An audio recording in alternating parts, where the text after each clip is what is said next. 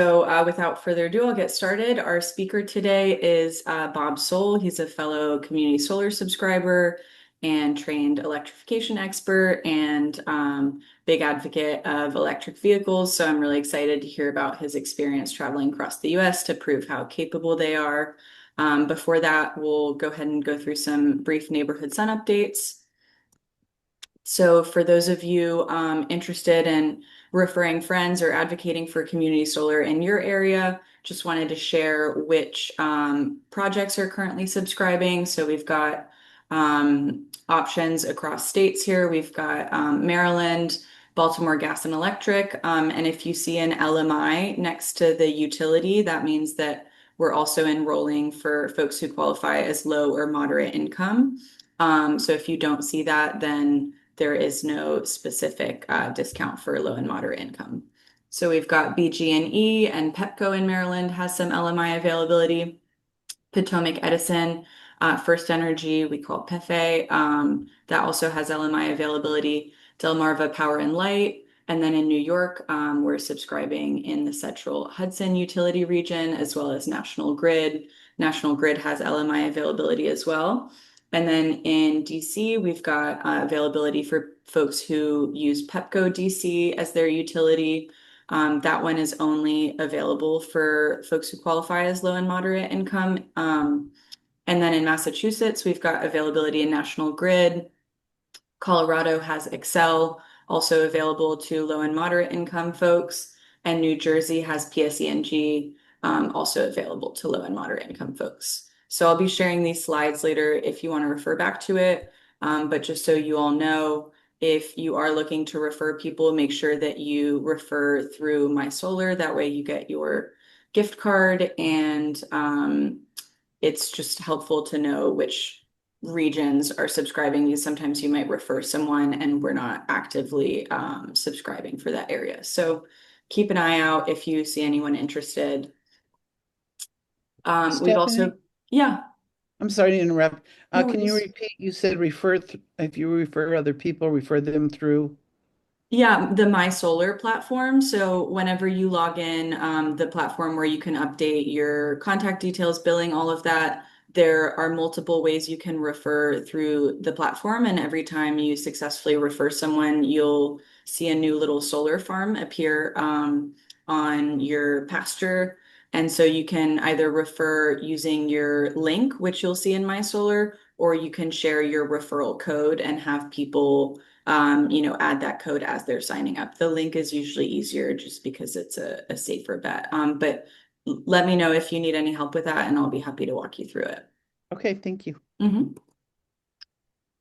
We've got a stakeholder meeting on December 11th at 6 p.m. So here is the link. I will share it in the chat as well later in the meeting. Oh, sorry. So please register to join that if you're available. We'll be going through just kind of an annual recap and company updates, things like that. So it's open to all stakeholders, subscribers, investors, community members. So feel free to join and share it around. As we were talking about earlier with Maryland Consolidated Billing, that will be rolled out throughout 2026. So ultimately, it's up to developers to adopt it throughout the year. So we're working with all of our developers to encourage them to make sure that their projects will support consolidated billing. So it's not going to happen just at the beginning of the year. It could happen at any point throughout the year. So we'll keep everyone updated on their specific projects and what that's going to look like. But that is in the works, fortunately. We've also got an updated invoice email that we'll be sending out. So your email that notifies you that your invoice is ready will look a bit different. We're just trying to make it easier to read and have things stand out better. So just wanted to open the floor if anyone has certain metrics or information that they would like to see in those emails directly rather than having to click into My Solar to look at your bill. Please feel free to share that in the chat. We just want to get everyone's feedback and make sure that whatever you're looking for on that email will be included in this updated version. So feel free to let me know. And then just wanted to disclaimer since this meeting is about EVs, it sounds like a lot of folks here already have electric vehicles. So if you're considering getting an electric vehicle or if you got it recently and you didn't let us know, you can request an allocation adjustment in My Solar, and that'll allow us to upgrade essentially your share size so that it accurately reflects the additional electricity you'll be consuming to charge your EV. So just know that that's always an option if your average electricity consumption is changing. And with that, I'll hand it over to Bob to talk about his EV, and then we'll take questions at the end, and you can feel free to put questions in the chat so you don't forget them as well. Great. Thanks very much, Stephanie. You can hear me okay? Yes, thanks, Bob. Okay, thank you. Well, I'm Bob Soule. I'm here in Alexandria. And in the previous meeting, I talked to some of you, if you were here, about heat pumps in my role as one of the volunteer coaches at Go Electric DMV. But today I'm here with my other hat on, which predates that one of running on solar, which is my own website, and to talk about road tripping in an electric vehicle. And this is kind of the ultimate road trip to all the national parks, which I will tell you about. I should say as a preamble that the full version of this briefing is about over an hour. And so today I'm only going to cover a subset of that. So if anybody is interested in seeing the full version, you can, let me know. And my email is there on the title slide, and we can arrange other presentations to various groups as well. Okay, Stephanie, thanks. So people who have EVs or even maybe test driven an EV will be immediately struck by the performance advantages of an EV, the acceleration, the smooth, quiet ride, the responsiveness, one pedal driving, which I particularly love, not to mention their energy efficiency. And of course, they don't have emissions. But a lot of people have questions about charging. So next slide, Stephanie. And you can kind of break charging into two parts. There's the part when you're driving locally and charging at home. And then there's a part on road tripping. So at home, and I will apologize to Sabino, who doesn't have a home charger, there are solutions to that, but that's not the topic I'm talking about today. That's a whole other topic. But if you do have a charger at home, people know that this is actually a tremendously improved convenience and less time than going to the gas station. It's one of the hidden benefits of being an EV owner, if you do have that charger in your garage, because you never have to go to the gas station. You've got that full tank every morning. And if you're charging at residential electricity rates or even solar power, you're paying a lot less than you will at the gas pump. So the real question about charging is usually about road trips. So that's what we're going to talk about here. Okay, next.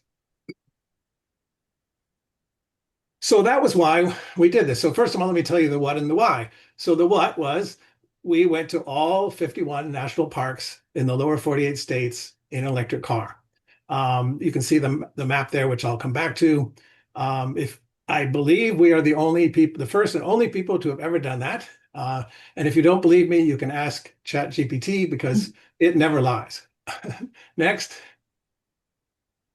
So the why was kind of two things came together with my wife and me. First of all, we always love the national parks. You can see us there on the top of Half Dome, which is a wonderful hike in Yosemite earlier. If you followed the news in 2016, it was the 100th anniversary of the National Park Service. And so a lot of people tried to go to all of them at that time, and there was actually a minimum mileage route there. So I remember seeing that at the time saying, wow, that would be really a cool thing to do when we have the time. And then in 2019, we were visiting a couple of the parks in Utah, and we were driving through Escalante on a rainy day. And we came to this small town of Boulder, Utah. And there at this little restaurant there were a bunch of chargers. And that's when I said to my wife, if there are chargers here, you can go anywhere in an EV. And so that's literally where the idea for doing that trip in an electric vehicle was born. And the idea was to show not only how much to enjoy the parks, but to show that EVs are ready for prime time in terms of road tripping. Next. So this was my wife's first reaction when I mentioned this, a 6-month road trip. It was the more interesting part was the reaction of her friends which were usually, oh, I couldn't stand 6 months in a car with my husband. Fortunately, Kathy did not feel that way, and she warmed up to the idea. So next. And in fact, I will say almost every day we look back on this trip as truly the adventure of a lifetime and wish we were back on the trails. Next. So here's the outline for the full talk. And go to the next one, Stephanie. Today, with the time we have, the next slide, we're only going to cover the top ones. So I'm going to cover you can go back. Stuff I'm going already. to cover the EV part, This is and part. which is kind of relevant to what we're talking Right. about here. Hmm. See, I think you're unmuted. You might want to mute. Talk about the EV part and then the top 10 parks. The full briefing covers all of the parks and a whole bunch of other observations about the parks. Okay, next. So again, here's the route. And you can see, of course, because we're in the Washington, D.C. area, that we started in Shenandoah. And because we started on literally the night that the lodge there opened, the first night you could stay there. And then we headed south because it was April and to go to the warm weather, and then headed west. And that's where the really great parks are out west. The one thing we did differently from the minimum mileage route that I showed earlier was we did want to be in Utah in June, and so we kind of doubled back, as you can see there, through Colorado, Arizona, and Colorado, and then back through Utah on the way to California, which is not the minimum mileage weight, but we were trying to be in some of the parks at particular times of the year with the route. And then the end was Acadia up in Maine in October. Okay, next. So here's a little bit about the car. This is a Tesla Model Y. It's got a fantastic amount of cargo space. You would never know it from looking at the outside of it. The downside of that, though, is it does not have a spare tire, which was actually the thing I worried most about during the trip with some of the roads we were on. Next. And it's got a frunk, as many electric vehicles do. It's one of the hidden advantages of an EV. So that was a good place to put things like backpacks and snorkel gear. Next. And you can see that was just before I loaded up in the garage there on the left photo, and we fit it all in. We did wish we had not brought as much stuff, and we ended up, in fact, sending stuff back with our sons as the trip progressed. But you could get a lot of stuff in that car. Next. And in fact, you could get all that stuff and 4 people in the car when our middle son and his girlfriend joined us. So there's a lot of good space in these EVs because of the way they're designed. Next. So here are the summary stats. 6 months, as I mentioned, from April to October, 27,000 miles. The reason that number is so big is it's not just the route going from park to park, but some of these parks are enormous, and you spend a lot of time and miles driving around within them as you visit them. So 27,000 miles, all 51 national parks, plus some national monuments like Mount Rushmore and a lot of state parks on the way. We also raised money for the National Parks Foundation, people who pledged based on the number of miles we hiked. We hoped to do 1,000 miles, but we ended up doing 633. Next. So someone earlier mentioned 27,000 miles and no maintenance. If you were doing this in a gas car, you probably would have had 3 or 4 oil changes. The only maintenance we had was we had so many Western bugs on the front of the car that we had to go to a car wash when we were in Tahoe. Next. So a little bit about the charging, and I break this down into 3 parts. There's the fast charging, the level 2 charging, and then the other charging. And if you want to know more about this, there's an article on our website at runningonsolar.net. Next. So the part that everybody focuses on, and of course a very important part, are the fast chargers along the highways. And say what you will about Tesla and its CEO, but they have produced a fantastic fast charger network in the supercharger network. It basically allows you to go anywhere in the lower 48 states. Now, getting back from some of those places is another issue, which I'll come to, but you can get anywhere. And it's quite an excellent network. Next. So the other part that people don't focus on as much, but is just as important, is the level 2 chargers at places like especially hotels.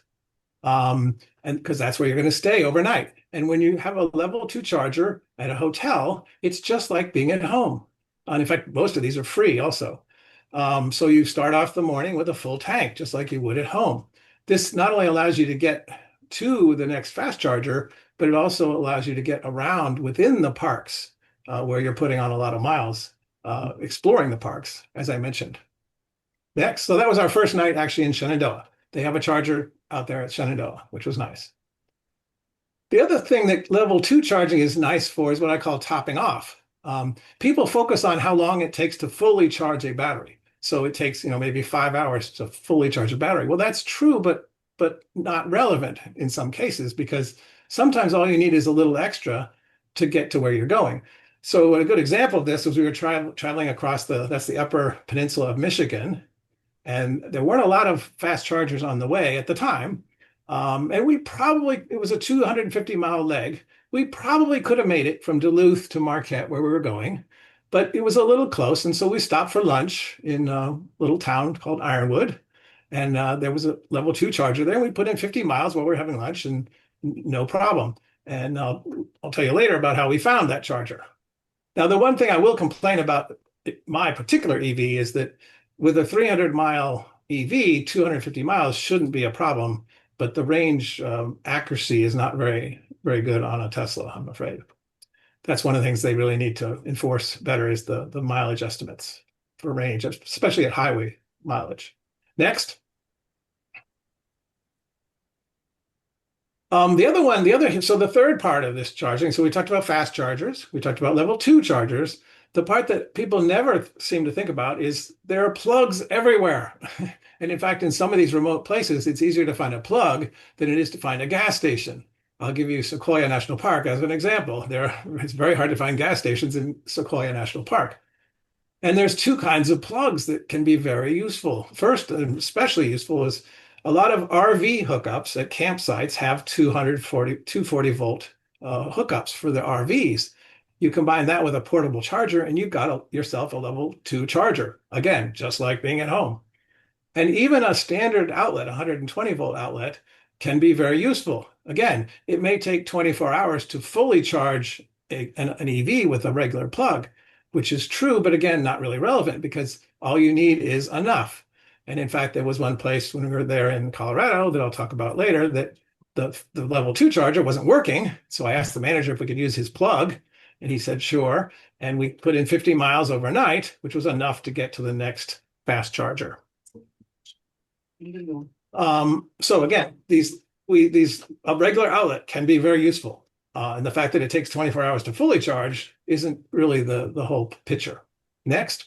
And Bob, you went through planning all of this before setting off on your adventure, or did you figure it out along the way somewhat with the chargers? That's a great question, Stephanie. So I'm going to talk about, yes, I did plan it, and I'm going to talk about that in a minute here. Okay, cool. But we also had to call some audibles. Like this particular case in Colorado we had to call an audible because the level 2 charger wasn't working. It actually wasn't the charger that wasn't working. It was their stupid, idiotic access system that they put on it because they thought people were going to steal electricity from the hotel that didn't work. And so since that wasn't working, we used the level 1. But most of the time I had a plan, which I'll talk about. So we did this in 2022. I should have mentioned that in the beginning. At the time, there weren't these adapters that are available now. And so now there are adapters to go both ways. In our case, with a Tesla, it would have been nice to have, and I now own, a adapter to go from a combined charging standard fast charger that many EVs use to my North American charge standard or Tesla port in my car. So that would have been useful in 2022, but wasn't necessary, but would have been useful. Next. So here's an example of where it would have been useful. At the time, again, in 2022, there weren't any fast chargers along the route in southern Colorado. You can see over on the left side there, it's going from Mesa Verde over to Alamosa, which is where Great Sand Dunes National Park is. So there's a lot of level 2 chargers along there, but there weren't any superchargers along there. So had we had the adapter that I now own, we could have had a little more flexibility. Now we made it okay, but that would have been nice to have. And now we do have that. Next, and the other thing we have now is that superchargers are the other way, going the other way. So at the time, you could have only done this trip in 2022 in a Tesla with the supercharger network. But now the supercharger network and other NACS charge stations are becoming available to other EVs with adapters that go the other way. So other cars could do this kind of a trip now. Next slide. And so you get adapters that are basically the opposite of the one I showed you before. So you see the supercharger plug there, and then the adapter allows you to then use that supercharger with your EV that takes a CCS charger. And not only the supercharger network, but a lot of the other third-party charging companies like ChargePoint and so forth are also starting to deploy NACS chargers. So we could do it in 2022. It would be even easier now. Next. So there's one last thing about range in an EV, where people worry about range anxiety is regenerative braking can be very handy. So a lot of these places are mountainous. And so you go up the mountain and you lose a lot of range and you get worried about, do I have enough? Well, but you also, when you go back down the mountain, the regenerative braking gives you a lot of that energy back. And in fact, when we went down from Sequoia, which was one of the places that was a little challenging, and Crater Lake, which was another one that was a little challenging, we actually went 50 miles without using any range because we were going downhill. So we had a lot more range in the car or potential energy than the range indicator would have told you when we started back down to leaving the parks. So regenerative braking is very handy when you're in particularly mountainous areas. Next. And that's something that's inherent in electric vehicles. Now, I will say that although we did this without really any real problems, the weak link was actually the National Park Service, which was very discouraging and disturbing to me when we had an administration at the time that was supposedly advocating for the transition to electric vehicles. The NPS was very poor on this point and needs a lot of work. So many chargers have no chargers at all. Many lodges have no chargers at all. Some of them do. None of them have more than 2 chargers, which I can tell you at Yosemite is a big problem with the number of EVs you have in California. And none of them have fast chargers at visitor centers. A couple of them have level 2 chargers at visitor centers, which is useful, but what you really like is a fast charger because you're only going to spend half an hour at a visitor center. So fast chargers would be really useful at visitor centers. So that's something I hope we would see in the future. Next. So the other thing people worry about charging on the road is time to charge. And I think people who don't have EVs tend to imagine people standing next to the EV like I am there in the top photo, waiting for their car to charge. But that's not how it works. You have to think differently about charging an EV. You're not going somewhere to charge, you're charging while you're doing something else. And usually the something else is either sleeping at a hotel. That's why hotel chargers are so useful, or eating at a restaurant. So chargers near restaurants. So you can see in the bottom photo there, we always loved finding superchargers that were near Subways or Chipotle's. So we could charge while we were eating. And in fact, in virtually every case, the car would give us a message that we were done charging and we should move it before we were done eating. So in that scenario, the time to charge is really 0. Next.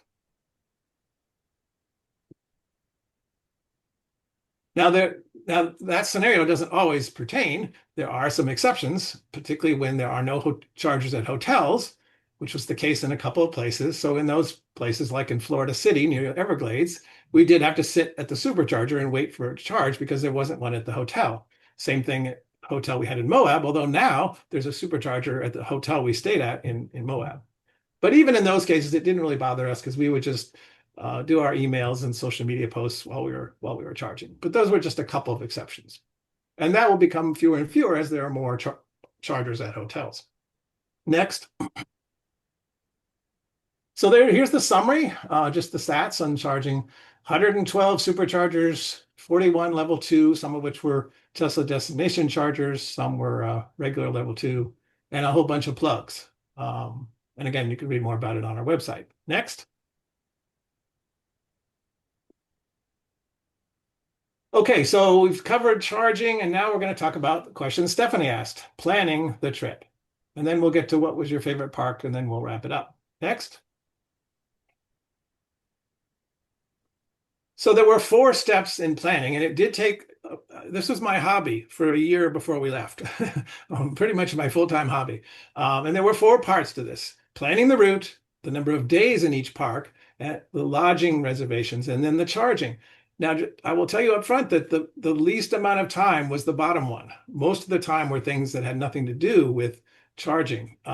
There was some time associated with that, but most of it was just planning the trip, even if we'd be going in a gas car. And yes, because I am an analyst, I did have a spreadsheet. And in a minute, I will show you why that was such a good decision on my part. Next. So the first step was planning the route. As I mentioned before, there is a minimum mileage route, but it wasn't exactly the way we wanted to do it because of the seasonality of where we wanted to be in certain parks that were a priority for us. So we did modify it, and it took a little bit longer. And of course, there was a new park since 2016, Gateway Arch in St. Louis, which used to be a national monument and now is a national park. So we had to go there. So that's our route. So we basically, of course, heading south first was obvious. As I mentioned before, we wanted to be in Utah in June, and we wanted to be in the Tetons in September. So we adjusted it primarily for those reasons. The one downside of that is we ended up in Colorado in early June, and there was still a lot of snow in Rocky Mountain. And if you stay tuned for the full version of this briefing, you will find out that that caused some problems for us. But we're not going to cover that today. Next. So that was step 1. Step 2, which actually took probably most of the time, was how many days to stay in each park. We didn't want to just do drive-throughs. We wanted to experience what each park had to offer. So sometimes that might be 1 or 2 days, but many times that might be 5 or 6 days or something in between. And so we needed to know what there was in the park in order to plan the time. And this book that's up the top right there was very helpful in telling us basically what there was to do in each park, because many of them we had been to before, but many of them we hadn't. And so that gave us a very good idea of what to do in each park and how much time that would take. So we adjusted this several times. If you go back, Stephanie, we adjusted that timeline several times as we went, well, let's change this one from 3 to 4, or this one from 2 to 3. And that's why the spreadsheet was so useful, because it would automatically update all the dates when I changed the numbers in that column. Next. The other thing I did that proved to be a good move was to schedule breaks along the way, basically almost every month, and usually with a relative or a friend along the way. So you can see them there, the first one being my brother in Texas. And the one that was particularly helpful, so I did this both for just, a break and also for recovery of schedule, because one of the things I was worried about was either wildfires or illness on our part. And in fact, that's what happened in Colorado. Kathy got COVID. And so the 2 days we were going to visit our friends, we spent in the hotel letting her recover. And we went and had visited with our friends in their garage outdoors with masks on. So that was helpful to recover our schedule there. Next. So the other thing we did that was really wonderful was gave each of our 3 sons an opportunity to join us at the park of their choosing. And they all chose very wisely with Zion, North Cascades, and Glacier. So that was a nice break for us too, to have them join us. Next. So the third part of the trip the planning was the lodging. And this was also very time consuming, because we always wanted to stay in the park lodges whenever possible, if there was one, or if it was suitable. And many of those need reservations a year out. And so that became my job every month as a new one became available to make reservations. Most of them worked out just fine. The one that was really hard was Glacier. I got online at 5 a.m. I woke up early, and it was almost already sold out completely. So because it's such a short season. So this took a lot of time making all the reservations. Again, nothing to do with going in an EV. That would have been true in any case. Next, so we're going to come to the EV part now. So there were three parts to planning the EV charging part. The first part, which was quick and easy, was just checking that superchargers could get us everywhere. And I did a couple, the East and West Coast are obvious. And I did a couple of checks about, getting across the northern tier and said, oh yeah, this is quite doable. So that was easy. Then the second step was finding hotels with chargers. And that was, there were some very nice helpful tools for that. And that was pretty easy. But then there were about 6 or 7 cases that required creative solutions because there weren't chargers at the lodges or hotels nearby the parks. Next. So I'll go through a couple of these. So finding those hotels, the Tesla, if you have a Tesla, they have these so-called destination chargers, which is another really smart move they made along with the superchargers, is they actually give hotels free chargers. And so it's good to expand the network for Tesla, and it's good for the hotels to attract customers. And then, of course, PlugShare is a wonderful resource for EV drivers to find chargers, not just in hotels, but everywhere. And so I use those tools to find hotels. So a couple of examples. Next, Stephanie. And I'll wrap it up here in a minute here with the last few charts. So here you can see Mammoth Cave. There was a destination charger there. I found it. Oop, bounced around. Go back. One more. There we go. Thanks. So I found it on the Tesla website, and there it is in the photo on the right, just as promised. In this case, 4 very nice chargers at the hotel we stayed at, which was a very nice hotel. So that's one way. And now next, the other way was with PlugShare. And there are other apps, by the way, in addition to PlugShare. This was my favorite. And this is really nice because you could find other level 2 chargers. So here's an example of an Olympic National Park. It said they had 2 chargers. That's the photo on the top from PlugShare. And there we are actually parked at that same charger when we visited. So that was very helpful also. And again, many of these level 2 chargers and destination chargers are typically free for now. Next. So the third one, and I'll go through these very quickly, was these creative solutions where there wasn't an easy charger to find through those mechanisms. Next. And some of these were kind of fun.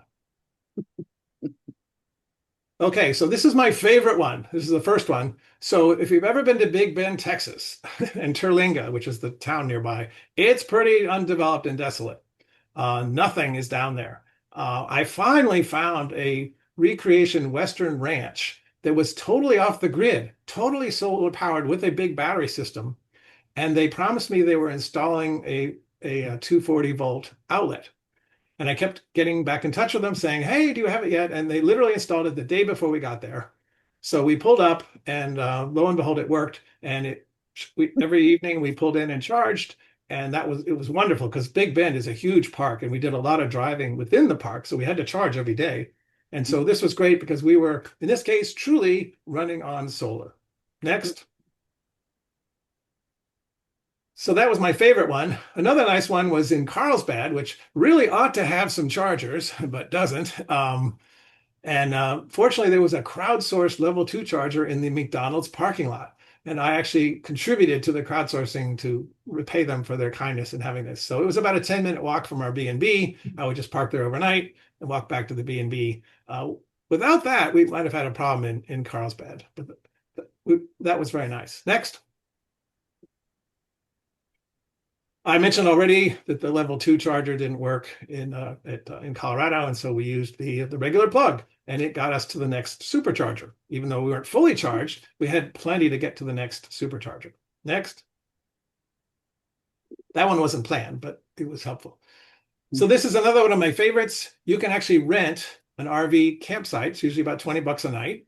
And they have these 240 volt outlets that you see in the foreground. And with your portable charger, you got a level 2 charger. And the nice thing about these is you can reserve them. So you know you have it available. And in this case, it was right in the same parking lot as our motel. So it was very convenient. Next. Oh, by the way, I should say in Great Basin, when we went to the visitor center, somebody saw our Virginia license plates in the parking lot and said, "What are you doing out here in this desolate place?" And they were actually a Tesla owners who had rented a gas car because they didn't think they could charge in Great Basin. And so we said, "Yes, you can. Yes, you can. Here's how you do it." Well, So Sequoia. you'll have to sell or maybe open source your spreadsheet so other people can do it too. Yes, yes, yes. It's all open source. Good. So Sequoia was one of the ones where I really fault the National Park Service because this is a very remote park up in the mountains, and there are no chargers anywhere nearby. Fortunately, the manager at the lodge allowed us. This is his little quarters there in the background. He allowed us to use the external plug at his quarters, and he was very nice. And again, it charged.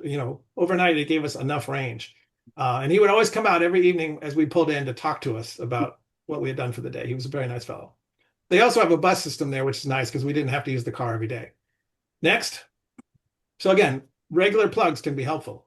Here's another one of the RV sites that we rented. Lassen Volcanic in Northern California is very remote.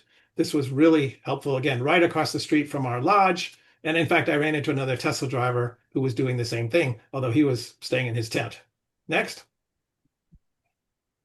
This was the one that was useful, but a problem. This was two level 2 chargers at the restaurant, which was about 7 miles from the lodge. And one of the chargers was literally held together with duct tape. And there were a lot of EVs looking for these 2 chargers, and everybody was very nice about cooperating. But we had to sit there and do some reading in the car while we charged because, again, there wasn't a charger at the lodge. I had a nice correspondence with the superintendent of that particular national park who said he was working on it. So the lodges really need to have chargers because they are in such remote locations in many cases. Next. But this was your only time when charging was really an issue? Yes. Yeah, I would say so. That's impressive. So here's another one of my favorite creative solutions. So there aren't any decent hotels anywhere near North Cascades, which, by the way, is a wonderful park, which I'll come to in a minute. But we rented this wonderful Airbnb, and I emailed the owner and said, "Hey, can we use a plug?" And he said, "Oh yeah, we have actually we moved the dryer from the house to the garage, so you can use the dryer plug." Well, a dryer plug is another 240-volt outlet. It's, again, just with your portable charger. It's just like a level 2 charger. The only downside was we had to run an extension cord out the door and therefore leave the door ajar. And, that we had put some towels around the door to keep the bugs from coming in. But in the middle of the night, I realized, there are bears around here. So I ended up closing the door before we went to sleep, just to make sure that the bear didn't decide to come in that open door. There were level 2 chargers at the general store, but who wants to sit at the general store for a couple of hours? So this was very handy. Next, this was planned. So this is what you maybe all came for. You're bored with EV stuff now, or maybe you're not. So everybody's favorite number one question to us: what was your favorite park? So now we're going to talk about the actual parks. Okay. So we're not going to tell you our favorite park, but we're going to tell you our top 10 favorite parks. Next. So here they are. This is the list. And I would say Grand Teton is probably the number one, which I'll come to why. But before I go through each one, next, Stephanie. And just to keep in mind, we've only got about 8 minutes left, so I don't want to rush you, but just want to make sure we can get to questions. Yep. So of course, being an analyst, not only did I have to have a spreadsheet, but for the charging or the planning, but we also had to have a criteria. So here were our criteria for judging. How do we decide which are the best parks? So I'll go through each of these quickly in turn. Next. So the first one is obvious, scenic beauty. And here you can see from the photos, it's pretty obvious. Some of these are quite amazingly beautiful. Next. A little less obvious is diversity. Having a lot of different things to do in a park. Yellowstone's kind of the poster child for an amazing amount of diversity there. Geysers, waterfalls, wildlife, lakes, hikes, everything. Next. The flip side of that, though, is Crater Lake, which is drop dead gorgeous. But there's sort of one thing to do. all supposed to be on the side facing Denver? Yes, They are? yes. Okay. Um, it's drop dead gorgeous, but there's sort of, you can look at the lake from various points of view, and that's about it. Except you can jump into the lake, and that's me jumping into it. Next. Crowds is actually a big discriminator because some of these parks have been loved to death. And Zion, unfortunately, is kind of the poster child for that. It's a wonderful park, but it's like Disney World in terms of crowds. And some of them have introduced very nice access controls, but Zion has not yet. Next. So accessibility within the park is important. Kind of a good example is Acadia, where you can get everywhere, within a half an hour very easily. On the other hand, Olympic is only accessed via a perimeter road, and so you can spend easily 2 hours getting from into different parts of the park, which is kind of a detraction. In Capitol Reef, some of the park places you can't get to at all without a four-wheel drive car. Next. And then the infrastructure, things like visitor centers and the quality of the trails and so forth. Tetons is a great example there. Next. We like staying in nice lodges. Again, Teton has some wonderful lodges. Next. And after we did that 633 miles of hiking, we like to have good dinners. And so good restaurants were important to us. And interestingly enough, you find a lot of good restaurants in places you would never expect them, including in Marble Mount at North Cascades, where we thought we were going to be eating at the house, but we found 3 wonderful restaurants. Next. We'll skip this one, Stephanie. Next. So let me just go through each of these in turn, and then we'll turn to questions. So you could have a dozen, go to the next one, Stephanie. You could have a dozen beautiful photos for each of these. I picked out 2 or 3. Tetons is absolutely gorgeous. A lot of diversity. It's very nice and compact, so it's easy to get around. You've got a bonus park next door with Yellowstone, some great lodges, great gateway town in Jackson. So it's kind of the perfect, if you designed the perfect park, Tetons is kind of my top one. Next. Acadia is also fantastic, unique mountains by the sea, lots of trails, bike paths, boating. It's compact and easy to get around. It is crowded, but if you get out on the trails, you can get away. And Bar Harbor is a great gateway town, and you can see the sunrise. That's the place where you can see the first sunrise in the United States on Cadillac Mountain. Next. Sequoia, I have a real love affair with Sequoia. We've been there before. I love the high Sierras, and I call it Yosemite without the crowds. It's got the same wonderful Sequoia forests and the high Sierra Mountains. It's got a nice bus system, and again, you have a bonus park next door with Kings Canyon. Next. Yosemite we love Yosemite. This is the 4th time we've been to Yosemite. Again, the high Sierras, the iconic sites, mountains, meadows, sequoias there. Also, great lodges. The access control system was working very well when we were there. Unfortunately, our particular visit was marred by a lot of construction that prevented access to some of the nice areas and a couple of very bad wildfires that caused us to leave early. Next. Glacier is fantastic. It's a very short season, but it's spectacular scenery, incredible hiking trails. The road to the sun is very famous and access limited. Lakes, and you can even do a polar plunge. There, my son and I diving into that incredibly cold Grinnell Glacier lake. And the Highline Trail is another highlight there. A lot of wildlife here too. We almost got run over by a moose there. Next. As I mentioned before, Yellowstone is just incredibly diverse, incredible wildlife. If you want to see bison, they're all over there.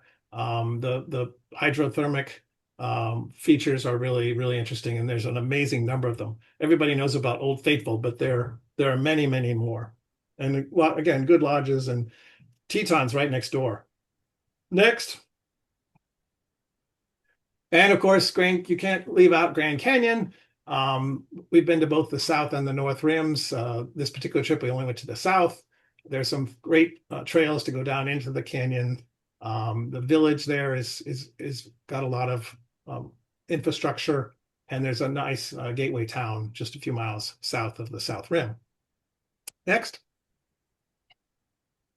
We loved our 2 weeks in Utah. All 5 national parks in Utah are fantastic. Our favorite was probably Arches, where you can see these spectacular formations and a variety of trails. And the access control system there was working extremely well. And you have a bonus park there as well in Canyonlands right next door. And Moab's a great gateway town. I should say here that one of the secrets to having a great time at these parks was to get out on the trail. That's where the magic really was. Get out of your car and out into the trails. Next. And then one that a lot of people are not familiar with is North Cascades in the northern Washington, right on the Canadian border. It's sometimes called the Alps of North America, I think rightly so. It's got Cascade Pass Trail was probably the best hike of the entire trip. It's uncrowded. Marble Mount ended up being a better gateway town than we expected. Beautiful lakes, as you can see there with the Diablo Lake in the lower right. So it's a really great, that was one of our favorites. Next.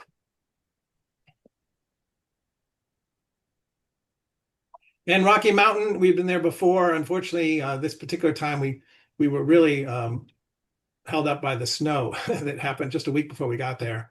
But it's a beautiful place, and again, a lot of diversity, including the high alpine area, which just opened up the last day we were there. Next. So I'll just quickly mention a couple of things if I had my wish list to make EV road tripping even better than it was when we did it. It would be great to see fast chargers with a standard plugs at every service station and marked at highway exits. So it would be great to start seeing them at Exxon. Next. And ideally powered with solar canopies. Next. Love to see level 2 chargers at every hotel, at least 6, I would say. And it would be nice to be able to reserve them, just like you reserve a room, to make sure you can have access when you get there. Next. And it would be really nice to have fast chargers at every fast food place. You can see what kind of fast food we like there. That would be really awesome to make EV road tripping really easy, because that's what you want to do. You want to charge when you're either sleeping or eating. Next. And I'd like a little more range and better estimates of range, particularly for on the Tesla side. Next. I think that's it. That's it. Yep. So we're a little late on time. I blame you, Stephanie. I'll take it. And let me just see if we have a couple of minutes for questions. Yeah, we've got one question already in the chat that I'll kick us off with. So Anthony said everyone's concern with full EVs is range anxiety. Wouldn't more plug-in hybrids with an EV range of at least 100 miles and then gas, if you need it to be a good way of transitioning to full EVs? Are there technical issues or costs that make this approach not viable? Well, you might have different opinions on that. I'll give you my personal opinion, which is I think that was a great solution for 20 years ago. Right. I think now you're better off just getting the gas engine out of your car completely. It's a lot of excess stuff to have in there. The ranges now are good enough, and the charging infrastructure is getting good enough that I don't think we need that gas. I mean, we went to the most remote places you can imagine in this country in an EV. Most road tripping, when we go down to North Carolina all the time, that's easy. So I just think, going pure EV is a better solution myself. Totally agree. We've done it for 8.5 years. Right. But I think before we had 300-mile range EVs, I would have agreed with that. But now we have 300 plus range EVs and a lot more chargers and more all the time. And as we move towards a single standard, it becomes a lot of the complaints you hear of people who haven't had access to a network as good as the supercharger network. If we have access to a single standard with more and more chargers all the time, this range anxiety kind of becomes a non-issue. Well, thank you for showing us that it's possible and letting us live vicariously through you. And it sounds like it would be even easier to make this trip happen, in 2025 than when you did it in 2022. Are And it's there, almost 2026. yeah, That's true. right. That's right. Scary. Well, are there any other questions from folks? Thank you so much, Bob. That was very interesting. Good. Thank you. As I said, if anybody ever wants to schedule the all the other parks, we can set up another presentation. Well, It's if especially good if you have a big screen. Sabino, did you have a question? No, no, I thank Bob for that presentation. Um, to, will the recording be available to us? How would we access that? Yeah, I'll send out an email with both the recording and Bob's slides and his email address in case you want to reach out to him directly, and that way you can choose if you want to look at the recording or the slides. Thank you, Stephanie. Thank you, Bob. Yeah, of Yes, course. thank you.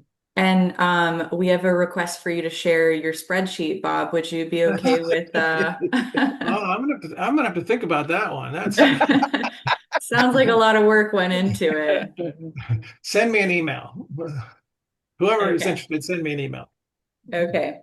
Well, I'll share Bob's email so anyone who wants the spreadsheet can reach out to him directly.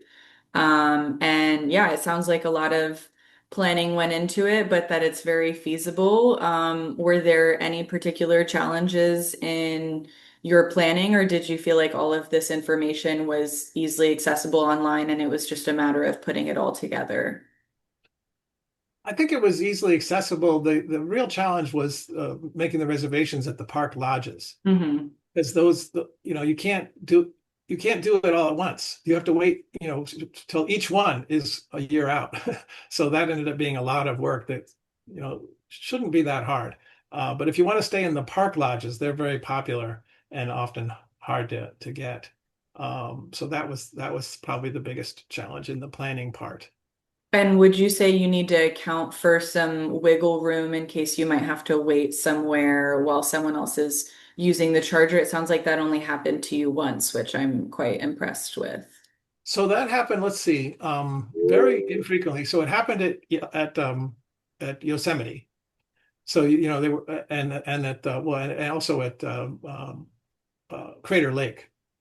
And in both cases, people were pretty good about sharing, because EV drivers tend to be pretty much, kind of brotherly about things.